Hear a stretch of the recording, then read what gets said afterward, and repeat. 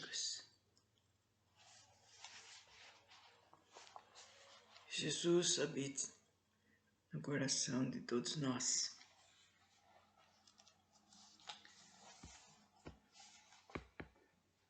E muitas coisas são alertadas, são mostradas para nós, né?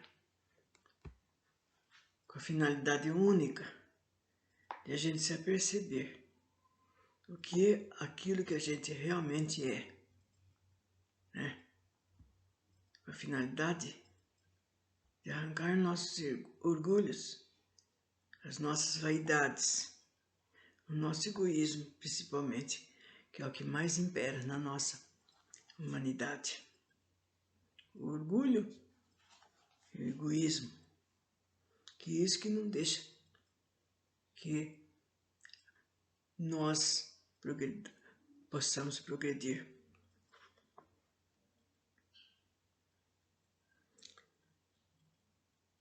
E está sendo mostrado que a gente não deve falar mal desse, daquele, né? Mostrar para os outros aquilo que a pessoa errou. Você viu o que a mulher fez?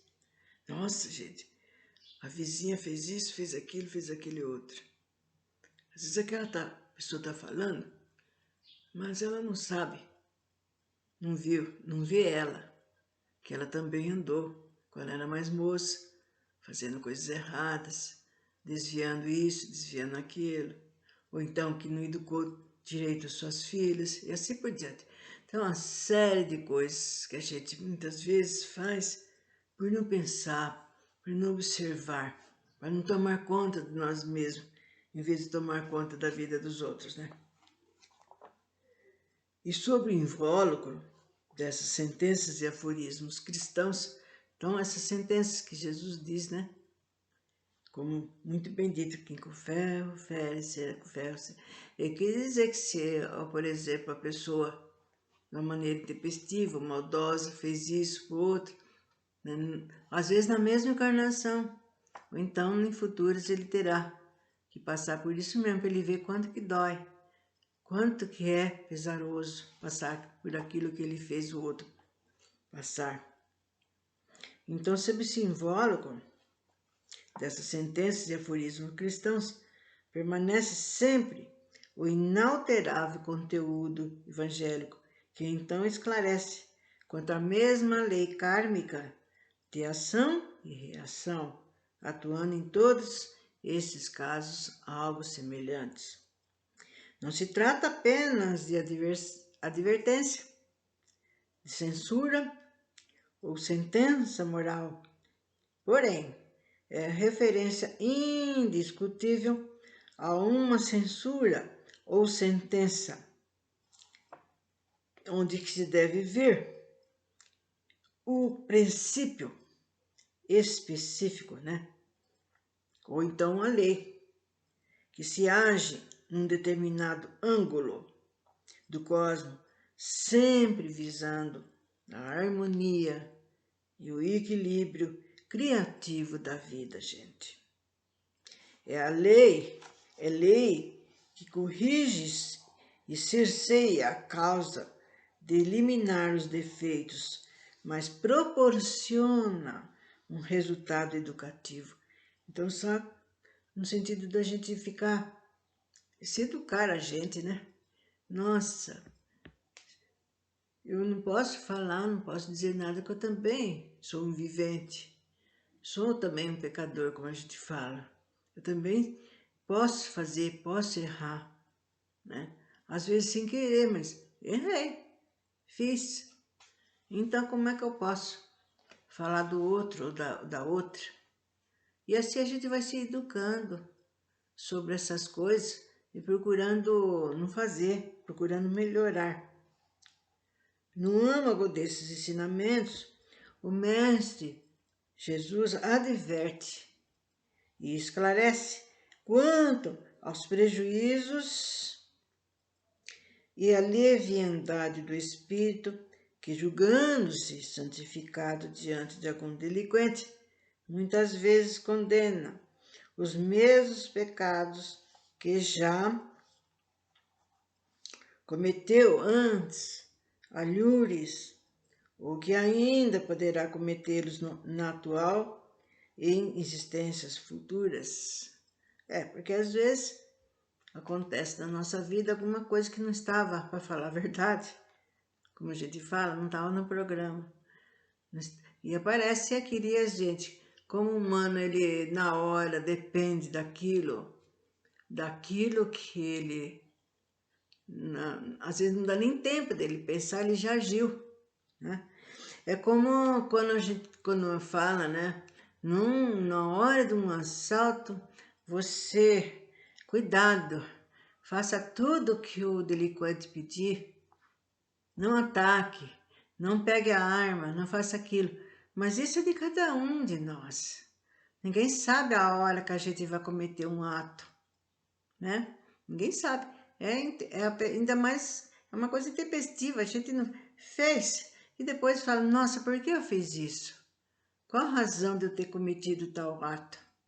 E assim por diante. Por isso que a gente tem que se policiar, né? Orar muito, pedir para que a gente haja de uma maneira, seja paciente, seja acordado, concorde com as coisas, né? E não atacar, principalmente atacar ou fazer qualquer coisa contra aquela pessoa, sendo que você nem sabe direito o que aconteceu realmente.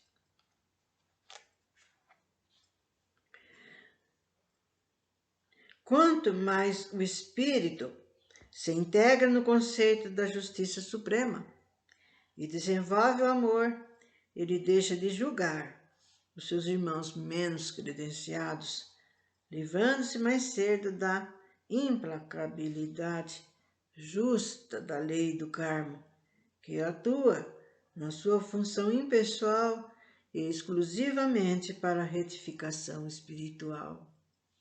Assim, conforme nosso procedimento, que alures também tivemos em vidas pregressas, então poderemos julgar o alheio, mas sem desmentirmos o conceito de amar o próximo como nós mesmos, ou fazermos aos outros o que queremos que nos façam.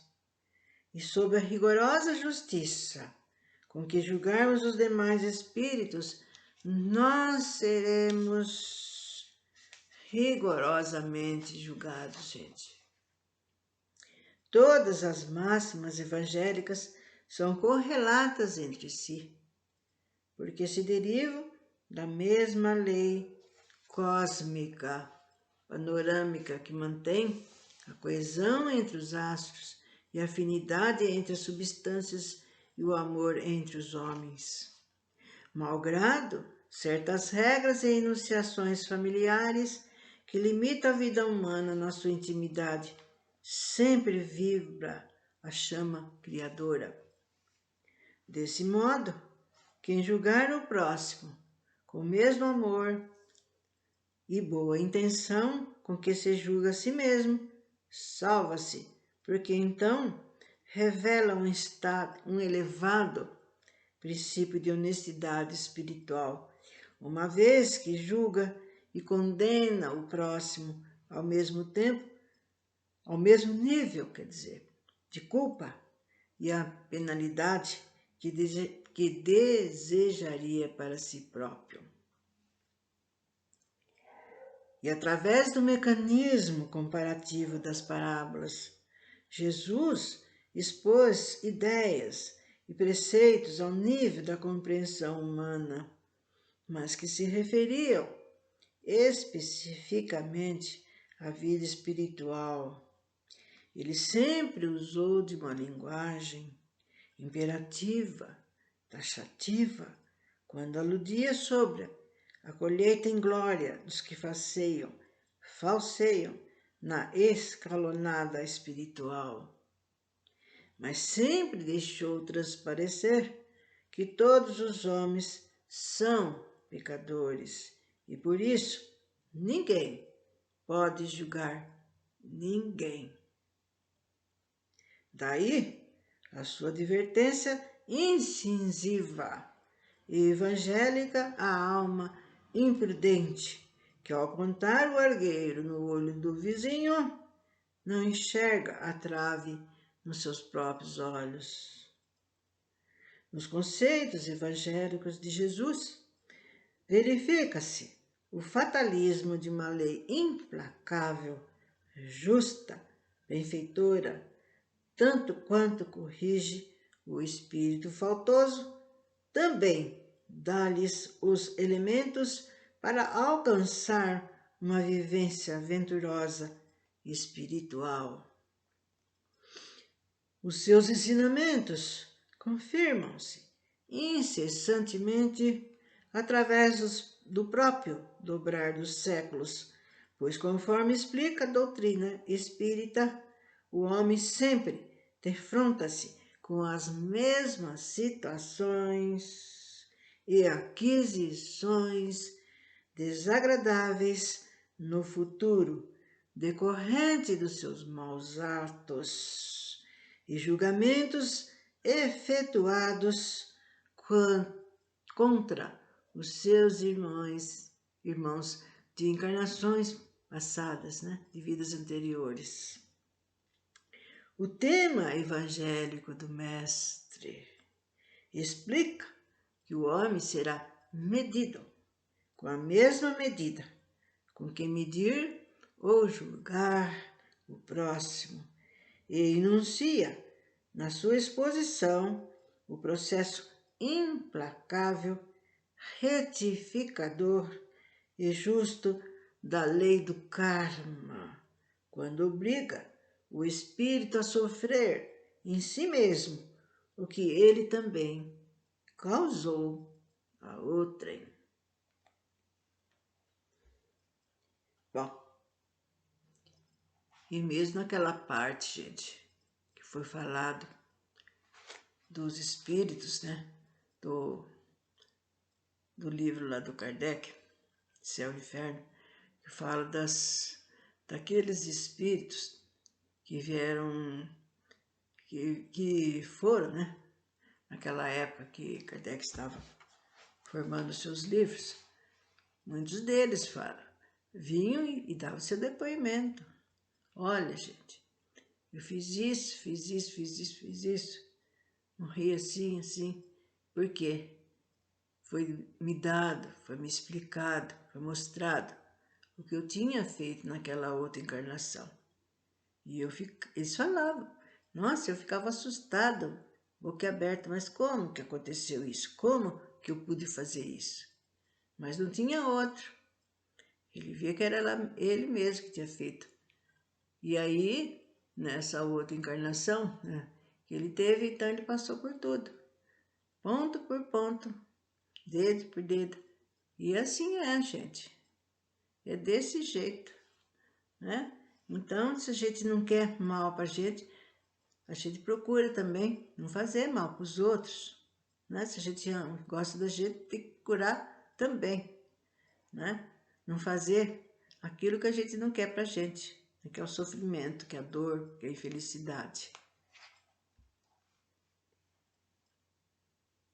Bom, sem dúvida, examinando-se a conceituação evangélica de não julgueis para não seres julgados, ou não condeneis para não seres condenados, verifica-se que a miniatura legislativa da própria lei de ação e reação, ou o mecanismo sideral da harmonia e equilíbrio do cosmos, são conceitos de vivência humana, mas em sua amplitude, advertem sobre o próprio ritmo educativo do espírito sediado na carne. Assim, quem for condenado ou julgado incorretamente por culpa, insensatez, má fé, maledicência alheia, sofre um impacto perturbador, porque é desviado do seu curso normal evolutivo. A injustiça praticada pelas criaturas umas contra outras, produz uma alteração que é regulada por um princípio cosmo, o qual atua em miniatura no campo moral do ser encarnado, até corrigir-lhe o desvio prejudicial. É um ato moral, mas algo semelhante ao mesmo acontecimento científico quando surge uma perturbação no campo de sustentação dos astros e sistemas constelatórios em que ocorre qualquer desvio ou violência nas órbitas siderais e deve ser imediatamente reajustado. Mas um equívoco e iníquo não atinge apenas a vítima da calúnia ou da injustiça, mas o seu sofrimento e sua humilhação provocadas pela ação condenável alheia também pode estender-se aos demais familiares, amigos e até ao círculo de suas relações públicas. É algo semelhante o que acontece com um astro desviado do seu curso ou ritmo cósmico, cujo acontecimento perturbador termina causando prejuízo aos seus satélites e que se ligam a ele pelo mesmo mecanismo astronômico. Em síntese, este conceito é explicado cientificamente pela física. A cada ação corresponde uma reação de igual intensidade e sentido contrário. Pela psicologia, através do mecanismo de projeção, estamos julgando no outro ser nossas próprias imperfeições. Então, eu não sei, né? Tem essas... Bom, não sei, a gente também, para falar a verdade, a gente nem pode falar, porque tem coisas... E quantas vidas, gente? Se fosse a primeira vida que nós estivéssemos passando, né? Tendo conhecimento, aprendendo já as coisas, mas não é. Sabe lá de quantas e quantas e quantas e quantas vindas a gente teve, né? Desde mesmo início, né? Cada dia aprendendo um cisquinho, uma coisinha mínima, né? Em encarnações que a gente nem faz nada, nem fez nada, como a gente vê, né? Que vê se nasce, cresce e fica naquilo, vai trabalhar e não sai, não procura evoluir, não procura saber mais, não procura acrescentar algo de bom, e assim vai a nossa vida, né, para sempre. Então, está sendo mostrado, explicado as coisas que vão nos ensinar cada dia, cada momento, que maneira que a gente pode se dominar, né? E olha, e outra coisa que também tem que ser feito, gente, é a gente auxiliar os mais jovens, não deixar eles só ali, só no seu celularzinho o dia inteiro. Tudo bem, é coisa moderna, é coisa interessante, né? Mas não é isso só. Converse, né? Com eles, tenha um tempo para conversar, para explicar, né, que a vida não é só isso. Já preparando esses jovenzinhos e mesmo essas crianças, porque a maioria, gente, que está vindo, que está aqui, eles vieram com missões, com tarefas. Então já vão conversando. Se não está numa religião, numa igreja, vocês conversem. Fale sobre Deus, fale sobre a criação, faça com que eles tenham vontade de conhecer, de ler. A maioria dos jovens não querem saber de ler. Ah, eu não gosto, tenho preguiça. Ah, é livro chato. Então procure fazer. essa coisa que eles acham chata numa conversa, num momento, né, que vocês estão a sós, que não tem ninguém para ficar pondo a conversa no meio, atrapalhando, ou ridicularizando, achando engraçado. Não, um momento íntimo da família. Mostre, ensine desde pequenininho como ele deve proceder, o que ele não deve fazer, né? Tem gente que a criança, eles começam a ensinar palavrões, coisas que a criança fala que nem sabe por que é, né? E dão risada, acham engraçado. Mas daqui a pouco, esse serzinho vai falar mais tarde, daí quer bater, daí quer achar ruim.